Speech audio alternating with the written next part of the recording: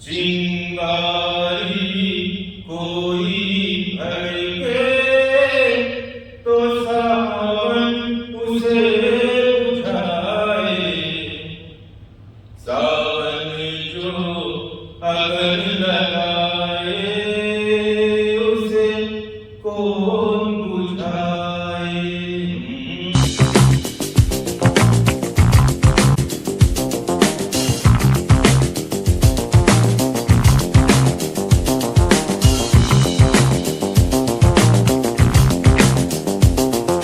हमारे नजर कार्यक्रम में आप सबका स्वागत है। आज हम मुलाकात करवा रहे हैं बलबीर अग्रवाल जी से, जो एजुकेशन फील्ड से हैं और एमफिल की हुई है उन्हें फाइनेंस और अकाउंटिंग में, और हैंडीकैप होने के बावजूद भी इनका जो जीवन का जो संघर्ष रहा, जीवन जो है वो काफी संघर्षपूर्ण रहा है। तो इनकी बचपन से लेकर अब तक की कहानी जो है वो हम आपको बताएंगे कि कैसे कैसे इन्होंने अपने जो जीवन में संघर्ष करा, और आज ज्यादा नहीं तो कम से कम एजुकेशन फील्ड में इनका जाना माना नाम है, और टॉरस एजुकेशन के नाम से ये कोचिंग सेंटर चल रहा है जो विभिन्न प्रकार के एग्जाम्स की प्रिपरेशन वगैरह कराते हैं। तो बलबीर अग्रवाल जी, हमारे कार्यक्रम में आपका स्वागत है। धन्यवाद पवन जी, आपका बहुत बहुत धन्यवाद जो आपने मुझे इस काबिल समझा और अपने यहाँ पर बुलाया। तो बताइए मुझे क्या बताना है। पहले मैं अपने बारे में थोड़ा इंट्रोडक्शन दे देता हूँ आपको। तो ऐसे है, आपकी एक पहचान गायक के रूप में भी रही है जी। और आपकी आवाज है वो काफी कुछ किशोर कुमार से मिलती जुलती है। तो क्यों ना सबसे पहले शुरुआत उसी से की जाए, ताकि हमारे दर्शकों को भी लगे कि ये कार्यक्रम एक बाकी कार्यक्रम से थोड़ा सा अलग है, और जो भी कलाकार हैं या इस फील्ड से संबंधित हैं उनको भी अवसर हम निकट भविष्य में दे सकें। तो आपका जो पसंदीदा गाना है, जो आपको सबसे अच्छा लगता है, आप उसके कुछ बोल अपने हमारे दर्शकों को सुनाएंगे? जी बिल्कुल। वैसे तो सारे ही गाने काफी अच्छे हैं, जो 70s, 80s, 90s के गाने हैं, पुराने गाने जितने भी हैं सारे ही काफी अच्छे हैं। परंतु अभी रिसेंटली मैंने एक चैनल बनाया हुआ है, मेरा देश मेरे गीत, उस पर एक गाना अपलोड किया है। तो अभी वही मेरे माइंड में आ रहा है, वही मुझे थोड़ा थोड़ा याद है, तो मैं वही गाना आपको सुना देता हूँ। तो बताइए इस माइक में सुनाइए। माइक में सुना देता हूँ। चिंगारी कोई भड़के तो सावन उसे बुझाए, सावन जो अगन लगाए उसे कौन बुझाए, उसे कौन बुझाए। पतझड़ जो बाग उजाड़े वो बाग बहार खिलाए, जो बाग बहार में उजड़े उसे कौन खिलाए, उसे कौन खिलाए।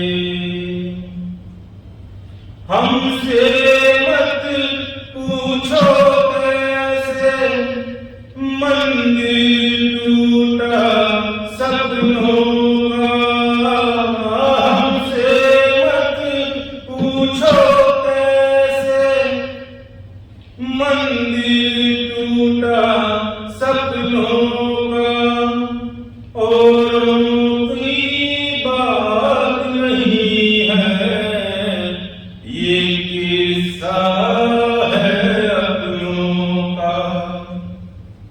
कोई दुश्मन ठेस लगाए तो प्रीत जिया बहलाए, मनमीत जो भाव लगाए उसे कौन बचाए,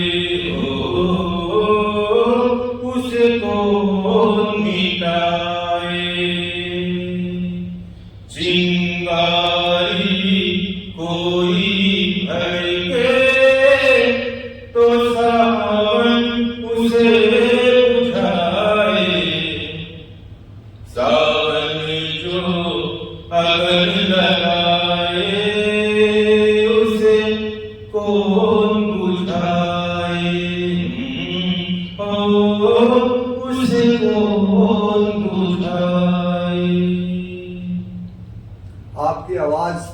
किसी भी तरह से किशोर कुमार से कम नजर नहीं आई। और इस तरह के जो गाने होते हैं, जो दर्द भरे गाने होते हैं, उसके पीछे भी कहीं ना कहीं दर्द छुपा रहता है। तो जैसा कि हम देख रहे हैं कि जब से हमारी और आपकी जान पहचान हुई है, मुलाकात हुई है, तब से एक फिजिकली आप में समस्या रही है कि आप हैंडीकैप्ड हैं, उसके बावजूद भी आपने मतलब अपने आप को एक पहचान के रूप में मतलब पहचान बना रखी है। तो ये जो आपके साथ समस्या रही है, जो फिजिकल समस्या रही है, ये क्या बचपन से थी या वक्त के अनुसार वक्त में कोई ऐसी घटना घटी आने वाले समय में जो पहले घटी, तो उस कारण से ये हुआ? जी बिल्कुल, मैं जब पैदा हुआ था तो बिल्कुल नॉर्मल इंसान की तरह से एकदम ठीक पैदा हुआ था। मुझे कोई प्रॉब्लम नहीं थी किसी तरह की, और अभी भी मैं नहीं मानता मुझे कोई प्रॉब्लम है। तो 4 साल की उम्र में मुझे बुखार हुआ, जैसा मुझे अपने मम्मी पापा से पता लगा, मुझे अपने माँ से पता लगा। तो उन्होंने बताया कि बेटा तेरे को जब बुखार हुआ, तो मैंने डॉक्टर से जैसे दवाई दिलवाते हैं उस तरह से दवाई दिलवा दी थी। और मैं बता नहीं पा रहा, उन्होंने इतनी मेहनत करी मेरे लिए। दवाई मैंने रात को दवाई खाई और सुबह मेरे पैर खराब हो गए। पता नहीं क्या रिएक्शन हुआ उस दवाई से, मैं इसको शब्दों में बयां नहीं कर पा रहा। उन्होंने मेरे पीछे बहुत मेहनत की, बहुत मेरी मालिश की, मेरे को स्कूल तक छोड़ के आई। 4 साल की उम्र में मैं था, तो उसके बाद 2-3 साल तक मेरा बहुत ज्यादा इलाज चला। और उसके बाद मैं डॉक्टर्स के यहाँ पे रहा, वहां पे रहा, मुझे पता ही नहीं, होश ही नहीं मतलब। और उसके बाद मुझे गोदी में भर के स्कूल तक ले जाना, छोड़ना, 5वीं क्लास तक मैंने उन्होंने काफी संघर्ष किया मेरे साथ, और आज तक भी संघर्ष कर रही है। उसके बाद आपने स्कूल ज्वाइन करा, आज से गवर्नमेंट स्कूल ज्वाइन करा? जी, मैंने गवर्नमेंट स्कूल, मैंने ट्राईसाइकिल ली, फादर ने ट्राईसाइकिल दिलवाई 5वीं क्लास में जब मैं था, तो मैं हाथ से उसको चला के इस तरह से जाया करता था। उसके बाद मैंने गवर्नमेंट स्कूल में एडमिशन लिया था, 12th वहां से पास आउट की। फिर रेवाड़ी का ही कॉलेज है, वहां से मैंने ग्रेजुएशन की, बीकॉम किया। उसके बाद केएलपी डिस्टेंस एजुकेशन से मैंने रीजनल सेंटर से एमकॉम की, फिर एमफिल की, पीएचडी की कुरुक्षेत्र यूनिवर्सिटी से। और अभी गाने का शौक मुझे बचपन से रहा है। मेरी माँ कहती है कि जब तू छोटा सा था तो रोता था, तो मैं तेरे कान के आगे रेडियो लगा के चली जाती थी। हो सकता है मुझे वहीं से वो प्रेरणा मिली हो गाने की। तो आप जैसे जो आपने एजुकेशन फील्ड के बारे में अपना बताया, और फिर इसके अलावा आप एक अच्छी फैमिली, फाइनेंशियली आप अच्छे फैमिली से बिलोंग करते थे। आपके फादर थे जो बैंक में मैनेजर से रिटायर हुए, आपके भाई हैं वो में भी एक चार्टर्ड अकाउंटेंट है और एक पब्लिकेशन का काम कर रहे हैं। तो मुझे ऐसा तो नहीं लगा कभी कि आपको फाइनेंशियली किसी तरह की प्रॉब्लम? नहीं, फाइनेंशियली मुझे किसी तरह की कोई प्रॉब्लम नहीं थी, परंतु मैं हमेशा से सेल्फ इंडिपेंडेंट रहना चाहता था। मैं कभी भी डिपेंडेंट नहीं होना चाहता था, और मैं अभी भी अपने जज्बे को कायम रखे हुआ हूँ। और मुझे बचपन से बस ये शौक था कि मुझे सिंगर बनना है, वैसे तो मेन तो, परंतु सिंगर बनने के लिए मुझे लगता था कि मुझे बॉम्बे जाना पड़ेगा। अभी तो काफी सुविधाएं आसपास भी हैं, परंतु उस समय जब मैं छोटा था तो मुझे हमेशा लगता था मुझे बॉम्बे जाना पड़ेगा। मैं बॉम्बे कैसे जाऊंगा?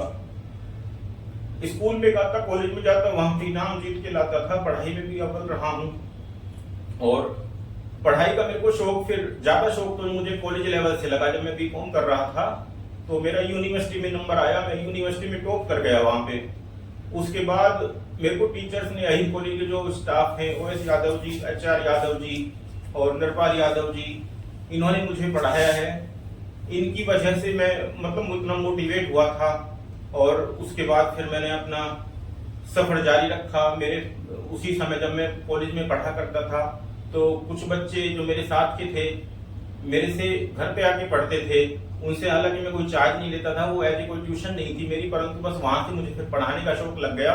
और उसके बाद जैसे ही फिर मैंने एमकॉम की, मैंने अपना कोचिंग सेंटर शुरू कर दिया। Tuition centre Agarwal coaching centre के नाम से शुरू किया था शुरू में। तो उसके बाद थोड़ा समय बाद मैंने उसका नाम बदल के टोरस एजुकेशन इंस्टीट्यूट कर दिया। और आज भी अच्छा खासा नाम है, रेवाड़ी में लोग उसको जानते हैं, और काफी बच्चे वहां से पास आउट हुए हैं। बहुत सारे बच्चे वहां से गवर्नमेंट जॉब भी लगे हैं। और अभी भी फिलहाल टोरस एजुकेशन संस्थान में हमारे पास जो कक्षाएं हैं वो चल रही हैं। अभी हम फिलहाल ट्यूशन भी पढ़ा रहे हैं। मैं मेनली अकाउंटेंसी सब्जेक्ट और मैथमेटिक्स सब्जेक्ट पढ़ाता हूँ। बाकी और भी ट्यूटर लगे हुए हैं वहाँ पर, जो बाकी डिफरेंट सब्जेक्ट पढ़ाते हैं। नहीं, आपने कहा कि मेरा सपना था कि मैं सिंगर बनूं और बॉम्बे नहीं जा पाया, लेकिन ऐसे भी बहुत सी हस्तियां जिनके जो जो आंखों से नहीं देख सकते थे वो भी सिंगर बने, और मौका तो मिलता है कभी ना कभी, लेकिन मौका सही टाइम पे मिला और सही टाइम पे उसके रास्ते नजर आ जाते हैं तो निश्चित रूप से सफलता कहीं ना कहीं मिलती है। और आप तुलना करो कि कुछ कुछ ऐसे महान व्यक्ति जो पैदा हुए जिनको जो सफलता मिली है वो 50 साल के बाद मिली है, तो निराश तो आपको नहीं होना चाहिए। नहीं, निराश मैं अभी भी नहीं हूँ, फिलहाल मैं बिल्कुल निराश नहीं हूँ, बहुत मोटिवेट हूँ और लोगों को मोटिवेट करता हूँ। मैं बिल्कुल भी निराश नहीं हूँ और मैं कभी ना कभी सिंगर भी बनूंगा, जरूर बनूंगा। अभी मैंने फिलहाल एक YouTube प्लेटफॉर्म चुना है जिसपे मैंने मेरा देश मेरे गीत नाम से चैनल बनाया हुआ है और उसपे मैं अपने गाने हर वीक अपलोड करता हूँ, एक भजन भी अपलोड करता हूँ। संडे को एक प्रोग्राम में जाता हूँ हमारा परिवार के नाम से, वहां पर एक मेरा भजन रिकॉर्ड होता है, वो भजन रिकॉर्ड करके मैं YouTube चैनल पे अपलोड करता हूँ। और एवरी थर्सडे को मैं एक पुराना सॉन्ग भी कोई ना कोई जरूर अपना अपलोड करता हूँ YouTube चैनल पर। फिलहाल आपको राइटिंग वगैरह का भी शौक है कि अगर गाने खुद लिखने पड़े या उसका म्यूजिक भी खुद देना पड़ा या डायरेक्शन भी देना पड़ा तो क्या आप उसमें सक्षम हैं?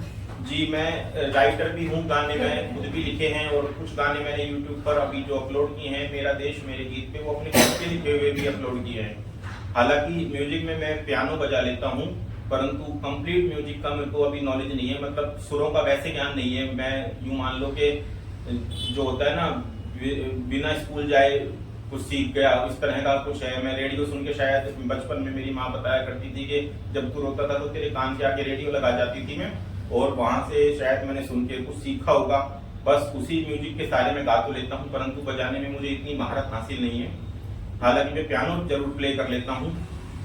और मैंने अभी एक रिसेंटली एक गाना खुद का लिखा हुआ भी अपलोड किया है, छोटे बच्चे का जन्मदिन का गाना है, छोटा सा नन्हा सा प्यारा सा आया मेरा प्रणल, ऐसा कुछ गाना मैंने अभी थोड़े दिन पहले अपलोड किया था। आप अगर सुनना चाहें तो चैनल पे ही अभी शायद 11 या 12 तारीख को मैंने अपलोड किया था, जुलाई के महीने में भी, तो आप उसको सुन सकते हैं। काफी अच्छा गाना है जो मैंने खुद लिखा है। हालांकि उसकी जो धुन है वो एक पुराने गाने की धुन है, और उससे पहले भी मैंने अपने मम्मी पापा की एनिवर्सरी पे, 50th एनिवर्सरी, अपनी बहन की एनिवर्सरी, अपनी बहन की शादी, इनके लिए भी इन ओकेजन पे भी मैंने अपने खुद से लिखे हुए गाने फिल्मी धुन को लेकर उनको गाया है और अपलोड किया हुआ है। आप चाहें तो उसको सुन सकते हैं आराम से। फिल्म इंडस्ट्रीज की एक डायरेक्टरी निकलती है जो जिसमें सभी एक्टर्स के, सभी म्यूजिशियंस के, सभी सिंगर्स के, प्रोड्यूसर के, इन सब की पूरी डिटेल्स होती है कि ये किस फील्ड में है, उनके कॉन्टैक्ट नंबर हो सकते हैं, चाहे उसमें राइटर के रूप में ले लो, चाहे म्यूजिशियन के रूप में, चाहे सिंगर के रूप में। क्या कभी आपने प्रयास किया है कि आपका नाम भी उस डायरेक्टरी में ऐड हो? जी, मुझे इस बारे में बिल्कुल भी जानकारी नहीं है, अभी आपसे जानकारी मिली है। अब मैं आपसे एक बार अच्छी तरह से जानकारी लेके और ये वाली कोशिश जरूर करूंगा। क्यों उसमें अवसर मिलता है? मान लो कोई ज्यादा बजट की पिक्चर ना होकर कोई छोटे बजट की पिक्चर है जो वो प्रोफेशनल गायक को पे नहीं कर सकते, लेकिन वो नए कलाकारों को ढूंढते हैं ऐसे समय में जिनकी आवाज उनको ठीक लगती है, तो उनका एक कैरियर की एक शुरुआत हो जाती है। तो आप इस चीज के लिए प्रयास करेंगे, सिंगर एज ए सिंगर और एज ए राइटर? बिल्कुल मैं प्रयास करूंगा। और हाँ, मैं अभी आपको एक बात और बतानी भूल गया था। 2003 में मेरा जो बड़ा भाई है जो पब्लिकेशन का काम करता है, उसके साथ मिलकर उसने मेरा काफी साथ दिया, और रोहतक से मैंने कैसेट रिकॉर्ड की दया का सागर बजरंग बाला, उसमें 8 भजन थे, मार्केट में काफी पॉपुलर भी हुई थी। उस समय रील वाली कैसेट चला करती थी जो पुराने जो बैक में चलती थी, जो उस समय सीडी का जमाना भी नहीं था, 2003 की बात है। तो वो कैसेट के कुछ भजन भी मैंने शायद 6 या 7 भजन अपने चैनल पे अपलोड किए हुए हैं, आप उनको भी वहां से सुन सकते हैं। तो आप हमारे दर्शकों को क्या कहना चाहेंगे, जैसे जो किसी भी तरह से मतलब अपनी एम्बिशन को रोके रखते हैं, आगे अप्रोच नहीं कर पाते, तो उनको क्या मोटिवेट करना चाहेंगे, कैसे मोटिवेट करना चाहेंगे? देखो, फिलहाल तो अभी बहुत सारे साधन हो गए हैं। जो मुझे नजर आ रहा है कि अभी जो इंटरनेट का जमाना आ गया है, उसकी वजह से हम अपने आप को बिल्कुल एक्सपेंड कर सकते हैं। पहले के जमाने में, आज से 20 साल अगर पीछे हम जाएं, तो ऐसा कुछ भी नहीं था जो मेरे साथ रहा है। और अब इसीलिए मैं अपने आप को YouTube पर लेके आया हूँ, फेसबुक पर, इंस्टाग्राम पर, एक्सप्लोजर पर, इन पे मेरी वीडियो आपको देखने को मिलेगी। और अब तो लगभग सारे बच्चे या सारे जो भी लोग हैं वो आपस में मतलब नेट का आराम से जानते हैं, नेट को चलाना जानते हैं, और वो चाहें तो फेमस हो सकते हैं। मतलब अपनी जो भी एम्बिशंस है उनकी, वो उस पर गायक हैं या कुछ राइटर हैं, कुछ भी करके कुछ भी एक्टिविटी करके, डांस करके सब कुछ उस पर अपलोड कर सकते हैं और दुनिया के सामने वो जा सकती है। जब रियल इंसान के पास वो पहुंचेगी तो जरूर कहीं ना कहीं से आपके पास हो सकता है दरवाजा कोई खुले। अब एक जो आपके पर्सनल जो कंडीशंस है कि जैसे आप हैंडीकैप्ड हैं और आपके जिनसे जो आपके जीवन संगनी है, मतलब जो आपके जीवन पार्टनर है वो भी हैंडीकैप्ड है, तो आप किस तरह से मैनेज कर लेते हैं कि भाई जैसे उनको, आपको तो उनके सहयोग की जरूरत थी, उनको आपके सहयोग की जरूरत है, और दोनों ही कंडीशन में एक दूसरे का सहयोग नहीं कर पा रहे, उस कंडीशन में कैसे आप लोग? नहीं, ऐसा नहीं है कि हम एक दूसरे का सहयोग नहीं कर पा रहे हैं, हम पूरी तरह से एक दूसरे का सहयोग करते हैं, क्योंकि मैं मानता हूं कि जो मानसिकता होती है वो मेंटली होती है, फिजिकली नहीं होती। कई लोग ऐसे हैं जो फिजिकल बिल्कुल फिट हैं परंतु मेंटली मानसिक हैं।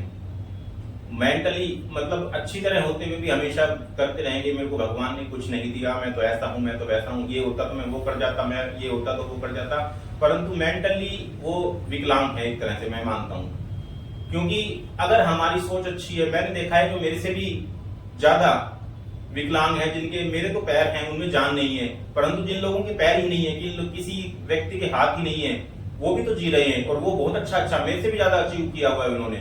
तो मैं तो बिल्कुल भी नहीं मानता कि वो भी विकलांग है और मैं भी विकलांग हूं। मैं अपने आप को विकलांग मानता ही नहीं हूं। अगर क्योंकि मैं विकलांग मानूंगा तो कहीं ना कहीं मेरे माइंड में यही वाली बात आएगी, ना उसको मानने देता हूं ना वो मानती है। तो ऐसा कोई नहीं है, हम एक नॉर्मल इंसान की तरह आराम से रहते हैं। मैं आराम से बैठ के चलता हूँ, वो भी बैठ के चल लेती है, कोई दिक्कत नहीं आती हमें किसी तरह की। सारा काम वो कर लेती है, सारा काम मैं कर लेता हूँ। जब मैं बच्चों को आराम से बैठ के पढ़ा लेता हूँ और बच्चे मेरे से पढ़ के खुश हैं तो कोई दिक्कत ही मुझे लगता ही नहीं है कि जो अच्छे खड़े जो चलते हैं इंसान वो नहीं कर पाते इतना काम जो मैं कर लेता हूँ। लोग मुझे बोलते भी हैं कि आपने इतना अचीव कर लिया, जो अच्छे लोग जो चलने फिरने वाले वो लोग अचीव नहीं कर पाते। तो मुझे कभी भी ऐसा नहीं लगा। जो आपने एमफिल करी, एमफिल करना कोई हाथी खेल नहीं था, नॉर्मल आदमी उसको अचीव नहीं कर सकता कि आपने अकाउंटिंग और फाइनेंस में एमफिल करी है, तो ये तो एक अचीवमेंट है। और वही बात इस चीज की कि भाई जब कहते हैं कि जब कदम लड़खड़ाने लगे तो समझो मंजिल दूर नहीं। मतलब हम लोग जो संघर्ष के दौर से निकलते हैं कभी कभी थकावट महसूस करते हैं, लेकिन उस वक्त रुकने के बजाय हमें अपने कदम को चालू रखना। जी मैं बिल्कुल भी थकावट महसूस नहीं करता कभी भी। मैंने अपना एक शेड्यूल सेट किया हुआ है, मैं हमेशा उस शेड्यूल के थ्रू काम करता हूँ। इतने बजे उठना है, इतने बजे पढ़ाना है, इतने बजे मेरे को वीडियो बनानी है, इतने बजे मेरे को वीडियो अपलोड करनी है। मेरा सारा शेड्यूल सेट है, तो मेरे को किसी तरह की कोई परेशानी नहीं आती, कोई दिक्कत नहीं आती। ना मेरे को ये दिक्कत आती है कि मैं चल फिर नहीं सकता। हाँ, शुरू में ऐसा लगता था जब बचपन में था, बट अब बिल्कुल भी नहीं लगता। अब मैं एकदम फुल मोटिवेटेड हूँ, बल्कि और लोगों को मोटिवेट करता हूँ। तो अब जाते जाते एक कोई और गाने के 4 पंक्तियां सुनाना चाहेंगे? बिल्कुल सुनाना चाहूंगा जी। अभी सावन का महीना चल रहा है तो मैं एक सावन का गाना सुना देता हूँ आपको। ये भी दर्द भरा किशोर कुमार जी का ही गाना है।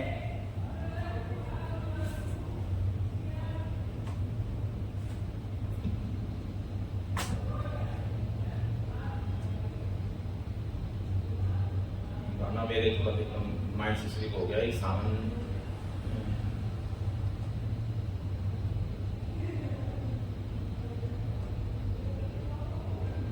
सावन को आने तो नहीं याद आ गया। मैं वो बीच में से याद आया, उसको शुरू से लेके आ रहा हूँ।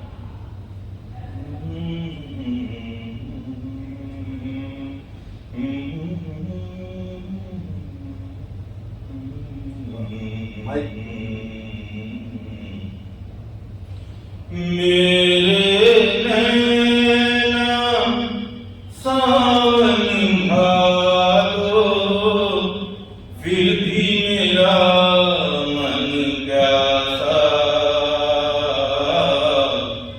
फिर भी मेरा मन प्यासा।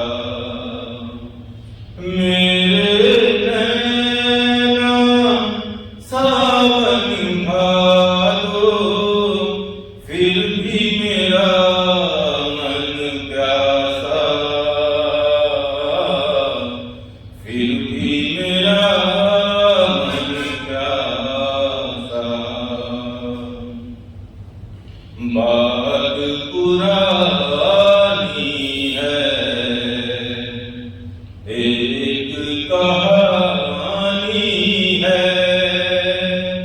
अब सोचूं तुम्हें याद नहीं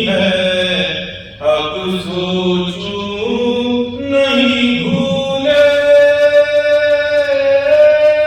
वो सावन के झूले। रुक आए रुक जाए कल झूठा एक दिलासा, फिर भी मेरा मन प्यासा। थैंक यू पवन जी। आपसे पहले एक जो आज रेवाड़ी के विधायक हैं, उससे पहले कोसली के विधायक रहे हैं, जी। तो उन्होंने भी हमारे चैनल पे पहली बार गाना गाया था 2019 में, जी और उनको ये 2 बार विधायक बनने का मतलब सौभाग्य प्राप्त हुआ। तो हमारी शुभकामना आपके साथ है कि आपको कहीं ना कहीं कोई किसी तरह का रास्ता अवश्य नजर आए। जी बिल्कुल, मैं बिल्कुल मानता हूँ कि जिसके साथ प्रभु होते हैं हमेशा कोई ना कोई रास्ता जरूर मिलता है, और हमेशा मेरे प्रभु मेरे साथ हैं। हमारे चैनल में आने के लिए आपका धन्यवाद। आपका भी बहुत बहुत धन्यवाद, बहुत बहुत शुक्रिया। जय श्री कृष्ण।